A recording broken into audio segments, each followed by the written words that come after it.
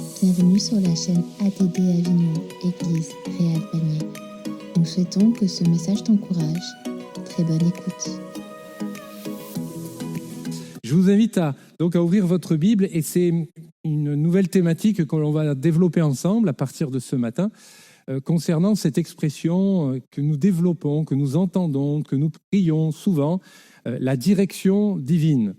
Et j'aimerais qu'on puisse réfléchir ensemble sur quelques prédications. Et je vous le rappelle, et ce sera dit tout à l'heure aux infos et aux actualités, sachez que tous les messages du dimanche matin sont enregistrés, ils sont en podcast sur sur les réseaux sociaux et notamment sur toutes nos plateformes. Vous pourrez donc les réécouter. Ça permet aussi d'aller plus loin dans les réflexions parce que parfois le prédicateur, il continue à prêcher et nous, on est sur une pensée, on est sur une idée. Donc vraiment, je vous encourage à les réécouter. Ça pourrait être, je l'espère en tout cas, bénissant.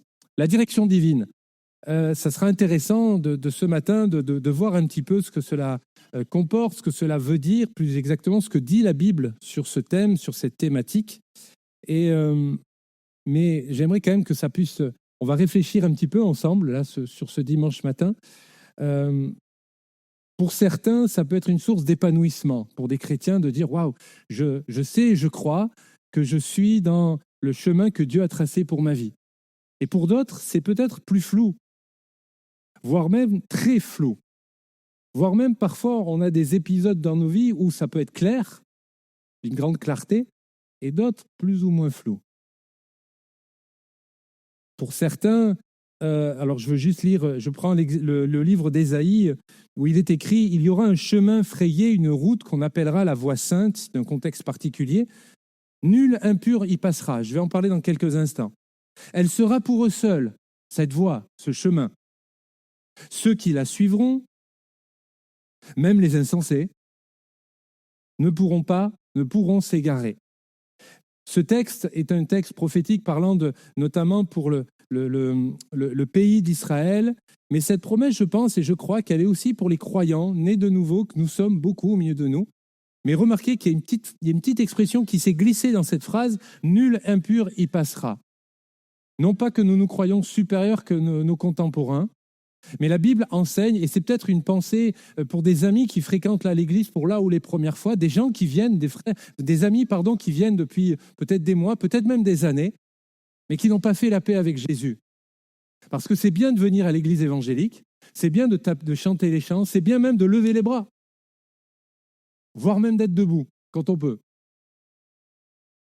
Mais la Bible nous enseigne que ce n'est pas tout ça que Dieu regarde, c'est d'être vraiment et authentiquement sauvé par la grâce de Dieu, d'avoir expérimenté le pardon de vos péchés, de nos péchés. Et ce texte, on pourra en prendre d'autres, mais je vais rester sur ce verset quelques instants. Il y aura là un chemin frayé, une route qu'on appellera la voie sainte. Moi, je pense et je crois que cela peut imager, cela peut personnifier la direction divine. La direction de Dieu pour ta vie, pour des choix que chacun d'entre nous avons à faire dans nos vies. Les choix pour un nouveau travail, les choix aussi par rapport, le choix sentimental, le choix professionnel, le choix d'une église. Le choix aussi, nos vies sont remplies de choix et nous avons besoin que Dieu puisse nous éclairer, nous aider dans ces choses-là.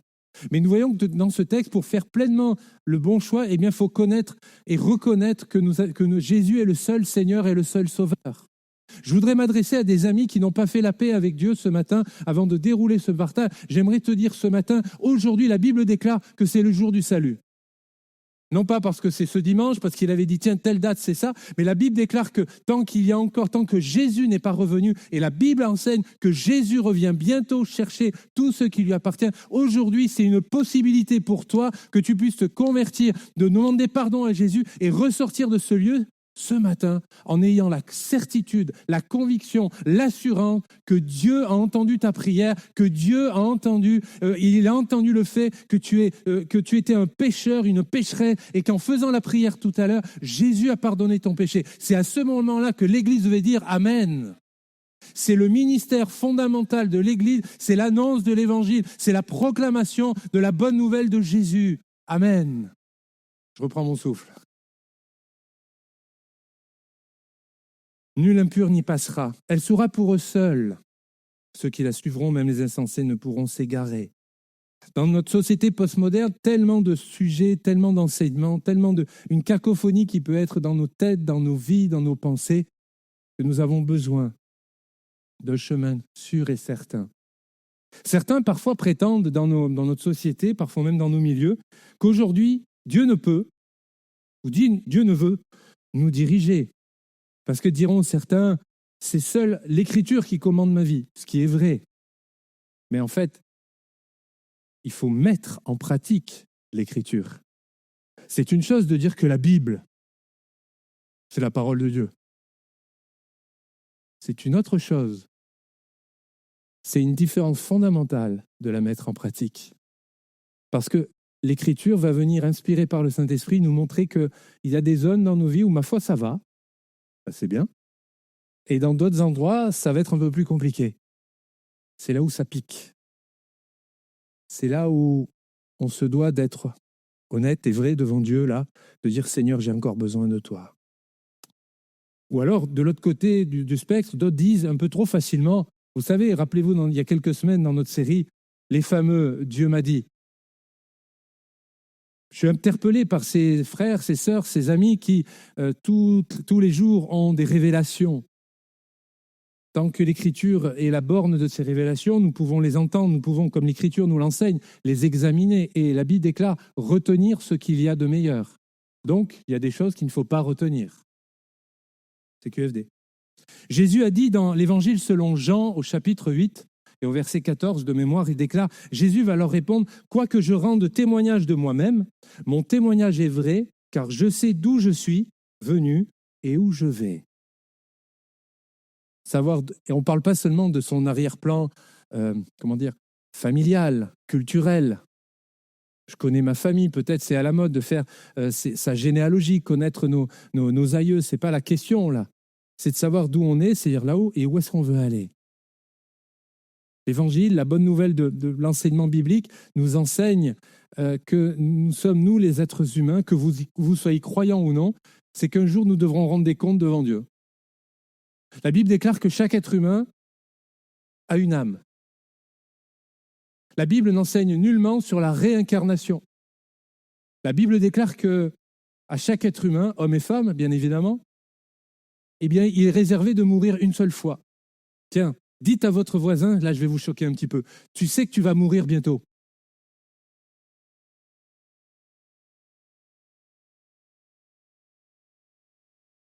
Alors je définis maintenant le mot bientôt.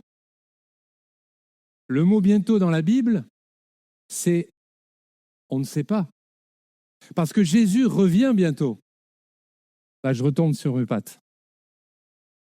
J'ai retrouvé toute votre attention là. Soyons honnêtes. On veut tous vivre longtemps. Et si possible, en bonne santé. Mais soyons honnêtes, on ne sait pas de quoi demain sera fait.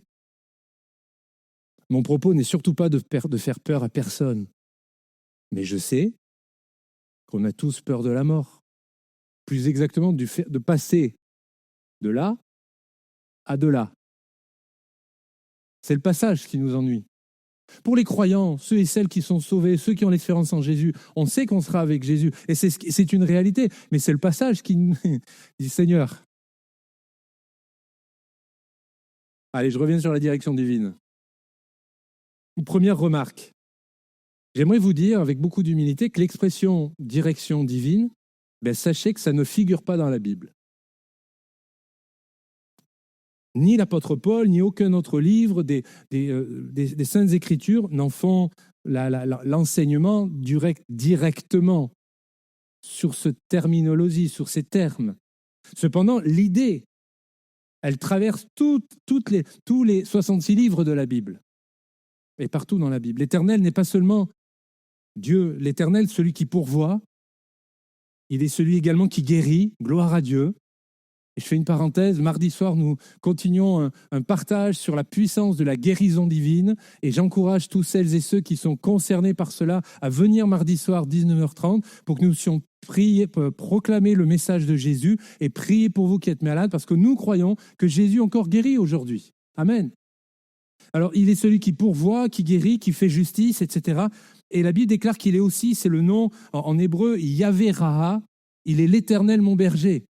Et forcément, cette expression, ça vous fait penser au psaume 3, 23. Et voire même si vous l'oubliez, vous prenez le 3 et le 2, vous le mettez, ça fait 32 et ça fait les deux mêmes sommes. L'Éternel, Yahvé Raha.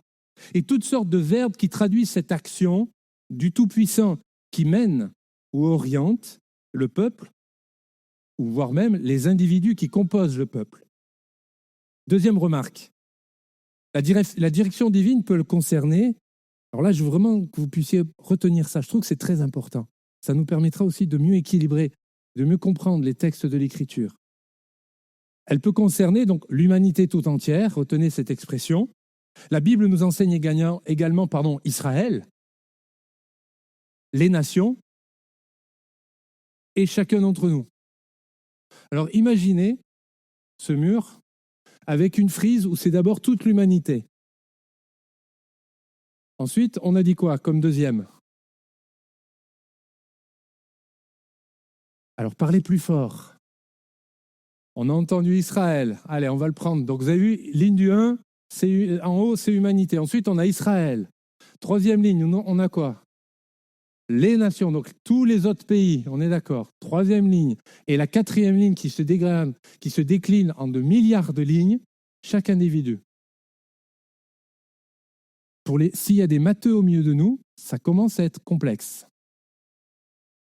Et pourtant, c'est ce que nous trouvons dans l'enseignement dans l'Écriture. Je parlais de matheux. Tu peux... Non.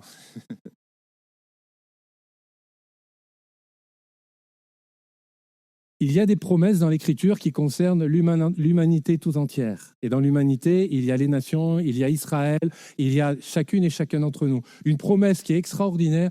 Dieu veut que tous les êtres humains soient sauvés et parviennent à la connaissance de la vérité. Hommes, femmes, noirs, blancs, grands, gros, lunettes ou pas, chacun a besoin, c'est vital pour son éternité, de reconnaître Jésus comme son sauveur et son Seigneur personnel. Pas juste de dire, c'est intéressant, c'est vrai, je viendrai plus tard. Non, c'est aujourd'hui le jour du salut. Promesse pour l'humanité. Nous avons aussi également dans l'Écriture, je donne juste des exemples, des promesses qui sont spécifiques au peuple élu de Dieu, Israël. La Bible parle d'Israël, l'Israël biblique. Et j'insiste et je rappelle simplement qu'il est encouragé et qu'il y a une promesse pour les croyants de prier pour Israël. On n'est pas là pour dire que le bien ou le mal d'un homme politique ou des choix politiques, ce n'est pas mon propos, ce n'est pas le lieu, mais nous savons et nous voulons rappeler que dans la Bible, il est écrit qu'il faut prier pour Israël. Ces hommes, ces femmes ont besoin de connaître Jésus comme leur Messie et pas juste comme un prophète. Vous pouvez dire Amen. L'humanité. Israël, les nations, les autres pays. Et là, ça commence à être un peu plus complexe parce qu'on trouve dans l'Écriture différentes choses. Ceux et celles qui sont venus faire des coalitions militaires contre Israël à l'époque, plus l'Ancienne Alliance, l'Ancien Testament. Mais il y a également des textes du Nouveau Testament, même des textes prophétiques qui nous parlent qu'il y aura une coalition mondiale. Nous rentrons et nous sommes dans les temps de la fin. Et après, on arrive à chacun d'entre nous. La fameuse frise qui se démultiplie par des milliards de personnes. Mais on va rester juste pour les 250, 300 que nous sommes ce matin. Des femmes, des hommes, d'arrière-plans différents, d'ethnies différentes, de cultures différentes, de langues maternelles différentes. Et pourtant, Dieu nous aime, tels que nous sommes. Alors que la Bible déclare que nous sommes pécheurs. Mais pas juste pécheur à moitié, pécheur totalement.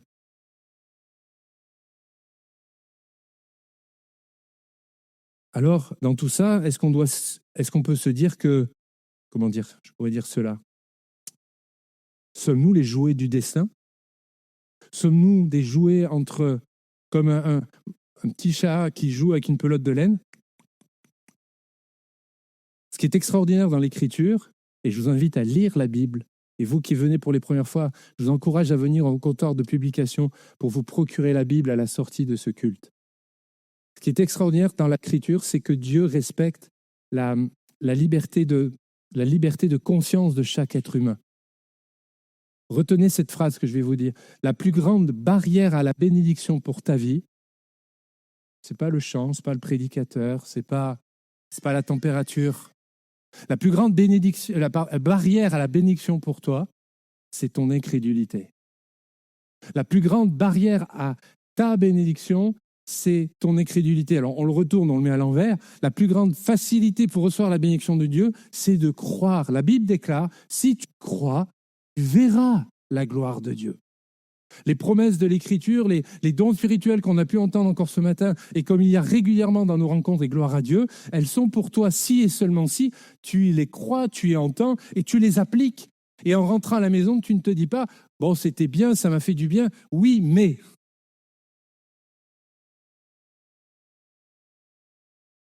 Sommes-nous les jouets du destin? Non. Devons-nous céder aussi au fatalisme? C'est la volonté de Dieu, c'est la direction divine. Certains pourraient se dire, c'est normal puisque certains vont être sauvés, c'est des familles de chrétiens, génération après génération, et puis les autres. Le fatalisme, ou restons-nous au contraire nos propres maîtres, nos propres, on assume nos propres choix, gardons-nous au moins une marge de liberté et de manœuvre. Dieu, dans sa sagesse infinie, et là on ne peut pas tout comprendre, accepte qu'on refuse sa grâce. Prenez l'image dans le livre de la Genèse, dans ce magnifique jardin, avec tous les arbres qu'il y a, il y en a un où il ne faut pas aller. Il y en a un qu'il ne faut pas toucher. Ce n'est pas comme s'il n'y en avait qu'un avec 2 arbres, 1 sur 2, il y en a un. Et le genre humain que nous sommes tous et toutes, forcément, on regarde à celui-là. Nos aïeux, on n'aurait pas mieux fait qu'eux. C'est pour cela que la Bible déclare que cette maladie spirituelle, le péché, pas juste de glisser, pas juste de mal faire, est rentrée dans l'humanité. Mais on pourrait se dire, mais quand même, Seigneur, moi c'est ce que je me suis toujours dit quand j'étais au culte pour les enfants, j'avais dit ça à ma monitrice, Seigneur, quand même, s'il avait enlevé cet arbre, Nicole, ça nous aurait enlevé bien des problèmes. Et on m'a donné cette réponse qui me suffit en tout cas, dit c'est vrai, peut-être, mais tu n'aurais pas choisi Dieu par amour, tu l'aurais fait par obligation. C'était comme ça et c'était pas autrement. Alors que Dieu, et nous l'avons chanté, la plus belle histoire d'amour, c'est toi, Jésus. Ça veut dire que volontairement, d'une manière volontaire, d'une manière libre et éclairée, nous décidons de nous convertir et de rester dans les voies de Jésus, dans la direction de Dieu, dans la direction divine. C'est un choix personnel. C'est là où ça prend toute la portée, la grandeur du message du Seigneur. Donc, il ne s'agit pas d'une manipulation venant du Seigneur, ni d'une contrainte d'un tyran, tyrannique, et encore moins une invitation à être résigné. Si Dieu le veut. Oui, mais moi je crois que Dieu veut que les amis qui sont là ce matin puissent se tourner vers Dieu, que ceux qui dans des situations d'échec, d'impasse, par la grâce de Dieu, en réformant vos voies, en obéissant aux principes de l'Écriture, vous allez voir que votre vie va totalement changer. Pas juste un peu bien changer, pas en partie, pas juste de dire ça fait du bien d'entendre de belles paroles, mais qu'il y ait l'action et l'onction du Saint-Esprit dans chacune de nos vies. Amen. Une attitude de confiance, chers amis, dans la direction divine est la clé de notre épanouissement à chacun, profond, et donc d'une réussite de vie que rien d'autre ne saurait égaler. Beaucoup de choses nous sont proposées dans notre société, mais vous et moi, ce matin, nous avons fait le choix de venir un dimanche matin dans ce temple pour célébrer Jésus et pour nous laisser enseigner par la parole sainte. Troisième remarque, je vous l'ai dit, le concept de direction divine n'est pas formulé dans la Bible comme tel, on est d'accord. Mais il est exprimé d'une manière différente selon les langues modernes. Chaque langue a en effet sa perception, sa sensibilité propre. Je me suis renseigné et nos nos meilleurs ennemis, vous savez, les Anglais, nos frères et sœurs anglais également, bien sûr. Les Anglais parlent plutôt de divine guidance, la guidance du divin. Et là où nous, les Français, on prend l'expression de direction divine, et dans ce guidage, la guidance, vous comprenez, il y a plus cette notion de proximité, d'expression d'une force de persuasion qui va respecter la liberté individuelle. Nous sommes, et je serai toujours libre de continuer à le recevoir ou à lui obéir. Peut-être pour parler plus simplement à chacune et à chacun d'entre nous, c'est de permettre à Dieu d'être notre GPS, guidé par le Seigneur. Et pour les théologiens qui sont au milieu de nous, je vais vous apprendre 2 mots ce matin. Benjamin prend des notes. On parle plus de théo-guidage, théos, Dieu, que l'on pourrait même qualifier, alors là c'est le 2e mot, attention, de téléo-guidage, ce qui signifie en grec, et je exprime la pensée de perfection, d'achèvement et d'accomplissement. Et là, je m'adresse vraiment aux croyants que nous sommes. Le but d'être dans la direction divine, dans la volonté de Dieu, et surtout d'y rester, c'est que surtout pour que nous puissions grandir au perfectionnement des saints, comme nous dit l'Écriture. Et ce 2e mot, je le reprends, téléo-guidage, je veux grandir par la grâce de Dieu et être sensible à la voix du Saint-Esprit, à l'obéissance de l'Écriture et aussi à l'expression de l'intelligence collective de nos anciens, de nos aînés qui sont au milieu de nous. Maintenant, pour aller un peu plus loin, 4 principes de base que j'ai tourné un peu autour. Maintenant, on va rentrer davantage dans ce que peut être pour chacun d'entre nous, mettre en pratique, comment avoir des clés concrètes pour pratiquer la direction divine, pour permettre plutôt de se soumettre à la direction de Dieu, plus exactement. Si pour beaucoup d'entre vous, et je l'espère, pour beaucoup, votre souhait, c'est d'être conduit par le Saint-Esprit, d'obéir à Jésus très sincèrement, retenez ces 4 principes que je vous propose ce matin. Premièrement, la direction divine, ça n'a rien de mécanique. C'est là où ça nous met déjà en zone d'inconfort. On aimerait vraiment que ce soit des sciences comme la science et les sciences mathématiques, 1 + 1 = 2, ça nous rassure, ça fonctionne, c'est pas un problème. Il n'y a rien de mécanique. Pour certains qui ont l'expérience, voire même davantage d'expérience que moi dans la vie chrétienne, vous avez pu expérimenter, faire des expériences avec Dieu. Et parfois, Dieu se révèle là dans nos temps de célébration. Certains vont se dire « Waouh, j'ai été bouleversé, le Seigneur m'a parlé ». D'autres, je connais des personnes, c'était en faisant leur vaisselle. D'autres, c'était en priant avec son mari ou avec son épouse. Tantôt de manière, tantôt le contexte tellement différent. Là, rien de mécanique. Cela n'a rien à voir avec le fait de presser un bouton. Seigneur, je te prie, donne-moi la direction que tu veux pour ma vie. Amen. C'est pas ça. Peut-être que certains le pensent. Certains se disent, il faut que je vienne tous les dimanches à l'église évangélique, à Réal-Panier, je donne mon offrande parce que quand même, ça le fait bien devant le pasteur. Et donc, quand même, Seigneur, tu as vu ma belle vie religieuse. Ben, c'est pas ça, les amis. En fait, permettez avec beaucoup d'amour et de respect, vous êtes totalement à côté de la plaque. Bien sûr qu'on est heureux que tous les dimanches vous soyez là. Bien sûr que par votre libéralité, votre don libre, vous faites pour l'œuvre de Dieu, pour l'Église, pour le ministère de l'Église, on accepte votre offrande, il n'y a pas de problème. Mais ça n'a rien de mécanique. C'est pas de faire 3 ou 5 fois par jour des prières, voire même au milieu de nous, de faire différents jeûnes et prières. C'est en vogue depuis quelques années, il y a le jeûne et prière de Daniel. Et différents aspects. Je ne dis pas que c'est mal, attention. Je ne dis que si on pratique parce qu'on se dit il faut que je fasse comme ça, Dieu va obligatoirement me parler, attention. Attention. Je prends l'exemple dans le livre de Job. Il est écrit, nous connaissons ce verset, j'ai failli le citer à l'instant. Dieu, et il le cite, Dieu parle cependant tantôt d'une manière, tantôt d'une autre, et on ne le remarque pas. C'est intéressant ça. Verset suivant, il parle par des rêves, par des visions nocturnes. Quand un sommeil profond tombe sur les hommes, sur les êtres humains, quand ils sont endormis sur leur lit. Verset 29, voilà tout ce que Dieu fait, 2 fois, 3 fois avec un homme, une femme, pour écarter son âme de la tombe et pour qu'il jouisse encore de la lumière des vivants. Encore, je trouve une autre expression, un synonyme de la direction divine, de la lumière des vivants. Combien d'hommes et de femmes, toi et moi, on a besoin de la lumière de Jésus?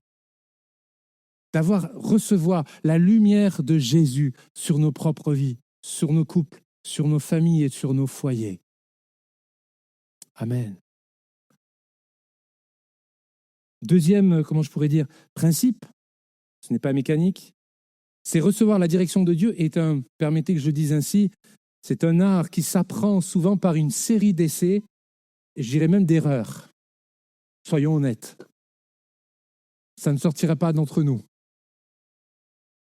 Exigeant de notre part un véritable courage où on se dit « Ah, là, j'ai mal fait. Pardon, Seigneur.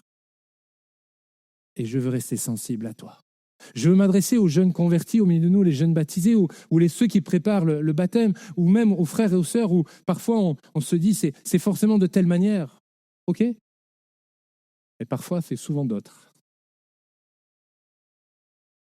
Et retenez cette phrase, qui n'ose rien, n'a rien. La foi sans risque, c'est pas la foi. Et c'est compliqué pour vous, pour nous, pour vous et moi, nous les croyants, postmodernes, parce que Dieu nous fait la grâce de vivre en France. C'est un pays riche. On sait que tous ce midi on va manger, plus qu'à notre faim. On a un beau lieu de culte. On n'a pas des brigades policières qui nous attendent à la sortie pour savoir, tu es venu à l'église, toi ? Tu as dit quoi à la prière ? Qu'est-ce que tu as fait ? Tu étais avec qui ? Dieu nous fait la grâce de vivre dans un pays libre où nous avons la liberté de l'exercice de culte. C'est une grâce. Et j'encourage l'Église à continuer à prier pour ceux de nos frères et nos sœurs qui n'ont plus ou qui sont... prions pour l'Église persécutée, bien évidemment. Mais qui n'ose rien n'a rien, la foi sans risque n'est pas la foi. Et le danger pour les croyants que nous sommes, de nous laisser emporter par le matérialisme. Et je voudrais même personnifier cette phrase, même pour l'assemblée que nous formons. De se dire, ma foi, on est nombreux, donc quelque part, l'implication individuelle, elle est diluée vu le nombre.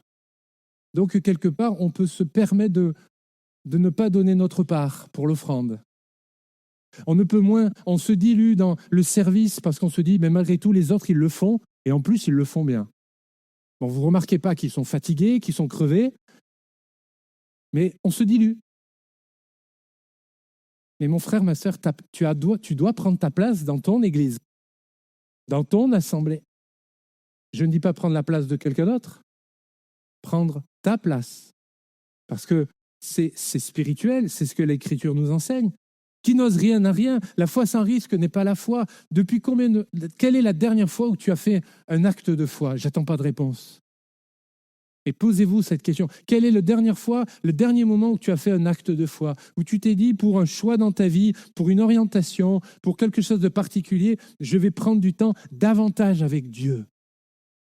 Une sœur, une amie hier me disait au téléphone, mais tu sais, j'ai l'habitude, avec mon mari, on a 7 ans devant nous, mais là, dans la situation dans laquelle je suis, j'ai plus de temps avec Dieu, mais c'est génial, je vis davantage de moments avec le Seigneur. Alors certains vous disent, mais Cédric, t'es bien gentil. Cédric, c'est moi, pour ceux qui ne savent pas. Cédric, t'es bien gentil, enfin je l'espère, mais Cédric, t'es bien gentil, mais il y a ceux qui travaillent, il y a ceux qui ont des vies de famille compliquées avec les jeunes enfants. Je ne suis pas là pour culpabiliser, mais je suis juste là pour nous dire, soyons honnêtes. Si on veut vraiment mettre de la place dans l'agenda de nos vies, on trouve de la place. On trouve de la place pour aller au cinéma, pour partir en vacances. On trouve de la place pour nos loisirs, pour nos repos. Prenez-vous de la place. Mettez-vous dans votre agenda la place pour Jésus. Cette question, elle est pour chacun d'entre nous. Qui n'ose rien n'a rien. La foi sans risque, j'insiste, n'est pas la foi. Troisième petit principe concret. La direction divine n'est pas un ensemble de méthodes. Pour l'instant, je ne vous ai pas donné de méthode. Comment il faut faire petit 1, petit 2, petit 3. Non, pas juste des méthodes. Il y a d'excellents livres et vous pourriez les trouver, c'est vrai, c'est leur expérience, c'est leur cheminement, ça peut nourrir votre foi, mais aussi il faut toujours prendre un peu de recul avec tout ça. Cette direction divine, elle est basée sur quoi? Retenez ça, par contre, ça c'est important. Sur notre obéissance personnelle à l'ensemble des principes de l'Écriture sainte. Et ça, c'est pas négociable. Combien de fois j'ai pu, avec mon épouse, avoir des rencontres là dans les différentes assemblées, on a pu avoir des entretiens avec des femmes, des hommes, des jeunes, des moins jeunes, peu importe, et de dire des gens qui sont sincères, de dire, vous savez, pasteur, on veut suivre Dieu. C'est chouette, c'est bien. Nous, on se réjouit d'entendre ça. J'aimerais que ma vie puisse, on a nos expressions, être à la gloire de Dieu. Dans notre cœur, on fait « Alléluia ». Ok. Oui, mais moi, je ne me ferai jamais baptiser. Ah. Oui, mais moi, je vivrai toujours à la colle avec ma compagne, mon compagnon, ma compagne. Ah, mais pourquoi? Non, mais parce que moi, j'ai des principes, c'est différent. Ah, ok. Ouais, mais moi, j'ai un problème, c'est que la Bible dit le contraire. Je ne suis pas là pour juger les personnes. Chacun vit sa vie. Hein. J'aime le dire avec plus les ados, mais bon, on est tous des jeunes. Le pasteur Thomas, comme moi-même, nous sommes des pasteurs, des serviteurs de Dieu. On n'est pas des gourous. Hein. Chacun est libre. Chacun peut nous montrer une façade, peut venir en costume ou pas à l'église. Mais c'est devant Dieu qu'on fait les choses, c'est devant Dieu qu'on dit les choses, c'est devant Dieu qu'on pratique les choses. Moi, je prie et je veux rester jusqu'au bout sur le chemin que Dieu a donné pour que je puisse aller au ciel. Et pour chacun d'entre nous, je prie que ce soit le cas. Mais après, libre à chacun. Combien de fois on peut avoir des hommes, des femmes, des personnes qui fréquentent nos églises, qui en apparence, c'est nickel chrome, hein, c'est carré. Hein. Mais derrière, ou plutôt à la maison, l'envers du décor est différent. C'est dommage. La direction divine n'est pas simplement un ensemble de méthodes, d'une pratique religieuse. Et dans cette pratique religieuse, je ne veux pas citer les religions dominantes. On va regarder à nous-mêmes. Les pentecôtistes, les évangéliques. Parce que soyons honnêtes, on crée vite des règles. Et si la règle, il n'y a plus l'esprit, ce qui vivifie tout cela, on pratique une religion de plus. Et on crée des familles qui rentrent dans la religion. Et après, on se fait baptiser parce qu'on sait que pour nos jeunes, à un moment donné, ils n'ont pas trop le choix. Mais le but, ce n'est pas qu'ils aient le choix, c'est qu'ils se convertissent à Christ. Ça, c'est primordial.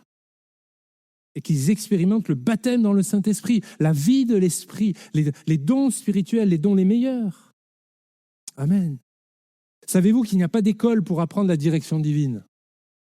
Ou plutôt si, il y a l'école de Jésus.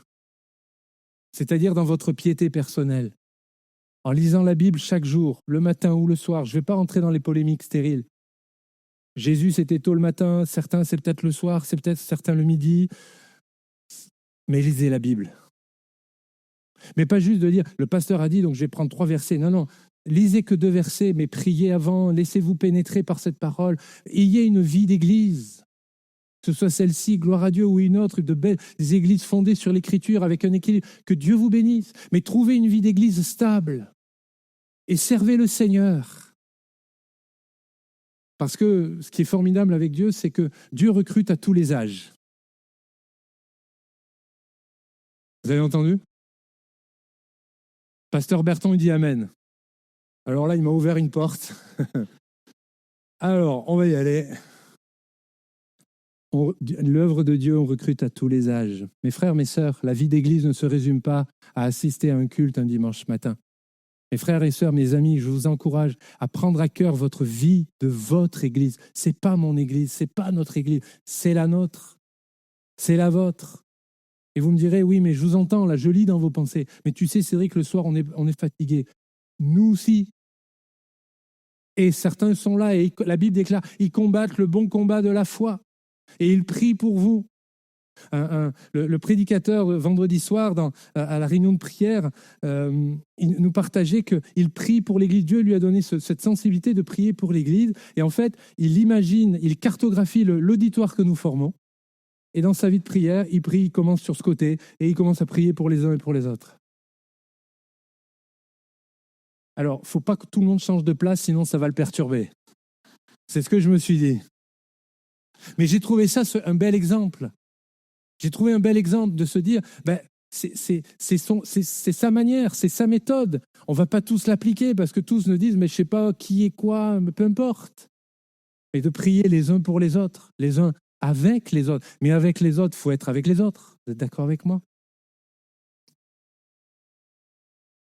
Il n'y a pas d'école donc pour apprendre cette direction divine, mais nous l'apprenons, j'allais dire, sur le tas, en pratiquant, en apprenant. La communion fraternelle, c'est pas juste être assis côte à côte là, et c'est important d'apprendre de ceux qui ont un peu plus d'expérience de nous. J'encourage les plus jeunes dans la foi, mais pas seulement en âge, de vous rapprocher des hommes et des femmes d'expérience au milieu de nous, d'apprendre, leur demander leur témoignage, de leur dire mais comment vous êtes venus à l'église, au Seigneur, qu'est-ce qui vous a amené là, comment ça s'est passé? Il y a des pépites de témoignages au milieu de nous. Il y a des femmes et des hommes qui ont vécu des choses extraordinaires. Vous êtes assis à côté d'un homme, d'une femme de Dieu, et vous ne le savez même pas. Dites-lui à côté, on va savoir faire une autre phrase. Tu es assis à côté d'une personne extraordinaire. Ça, vous pouvez le dire, ça. C'est fou comme c'est plus facile à dire. Je vais inviter les musiciens déjà à revenir, s'il vous plaît. Le quatrième et dernier principe que je voudrais laisser pour nous. Le quatrième principe, après avoir vu que c'était rien de mécanique, que c'est un art qui se pratique au fur et à mesure, qu'il n'y a pas de méthode, la direction divine, elle est extrêmement personnelle. Je l'ai parlé, je l'ai évoqué à l'instant. C'est une relation entre nous et le Seigneur, notre Père, Jésus-Christ et la personne du Saint-Esprit. Ça varie d'un individu à l'autre. Ça varie selon aussi peut-être la sensibilité, l'âge, etc. Peu importe, c'est bien, c'est pas un problème. Tu peux commencer à jouer, voilà, les musiciens, merci. Elle varie, bien sûr, je viens de vous le dire. Et j'aimerais qu'on puisse lire cette phrase d'un théologien. L'intimité avec Dieu est un transfert de propriété, car tu ne t'appartiens plus à toi-même. Ça, c'est partant. Celui qui vit dans l'intimité avec Dieu devient la propriété privée de Dieu. Laisse-la pendant un certain temps, s'il te plaît. Ça peut choquer, parce que je vous ai dit que nous sommes libres.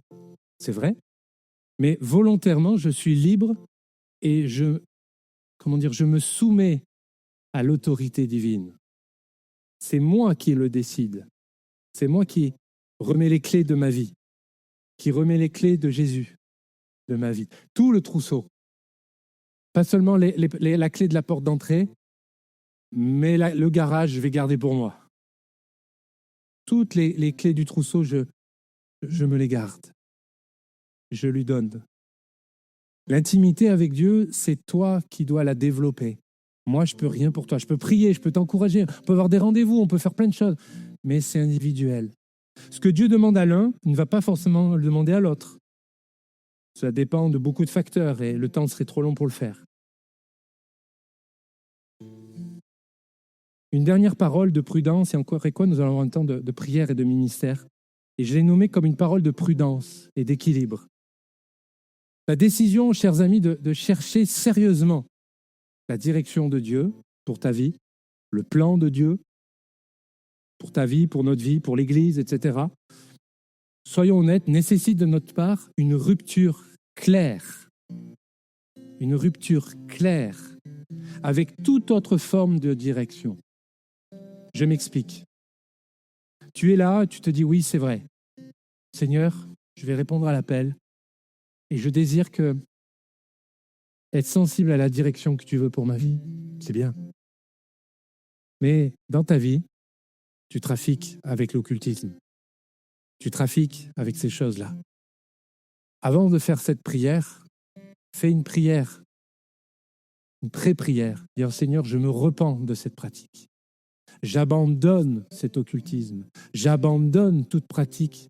Parce que sinon, c'est comme avoir deux boussoles qui ne se supportent pas. Avoir deux pôles, comment on appelle ça, pôle nord, deux pôles magnétiques. Et donc les boussoles, elles tournent et elles ne s'arrêtent jamais.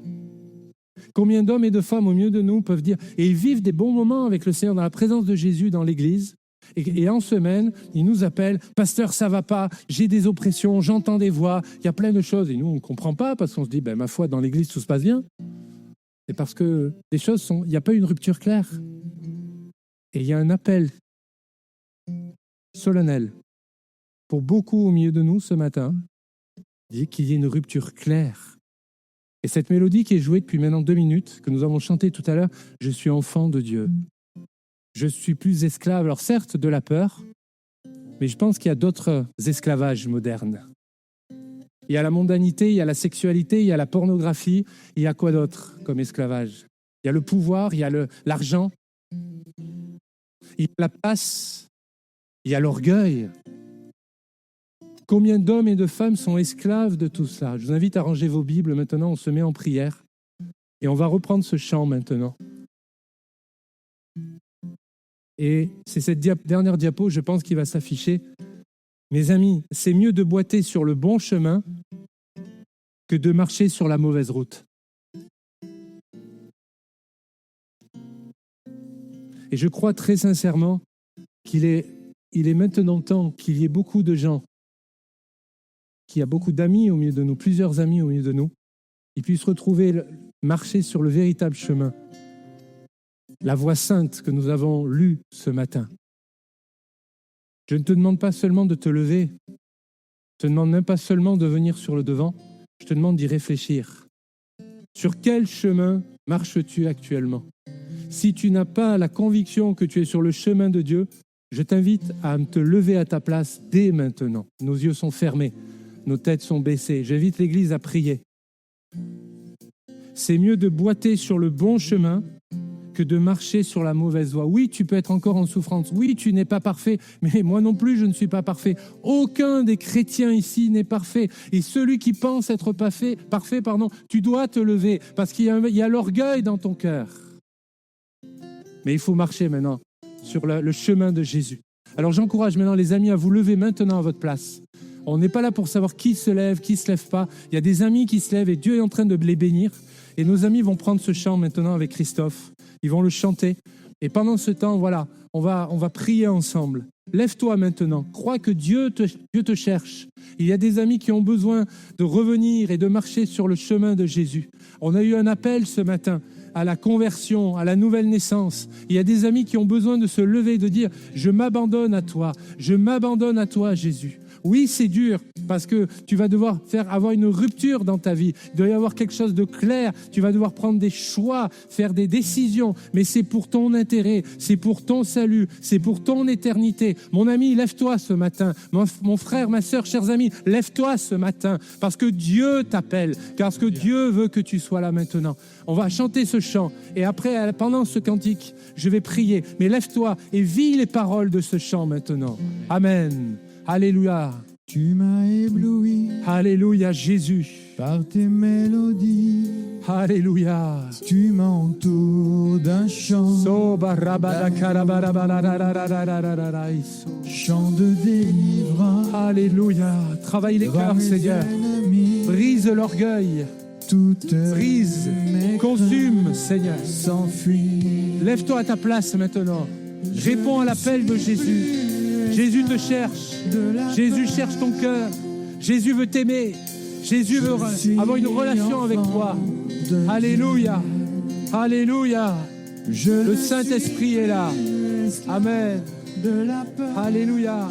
Tous ceux qui pratiquent l'occultisme. Alléluia. Toutes ces choses qui sont mauvaises, tu sais qu'elles sont mauvaises. Lève-toi et abandonne ta mauvaise voie maintenant. Alléluia. Alléluia, Jésus. Il t'appelle par ton nom. Il t'appelle. Il ne te juge pas. Il ne te condamne pas. Parce que tu te repens ce matin. Alléluia. Ton sang coule dans. Ton Saint-Esprit coule sur nous. Alléluia.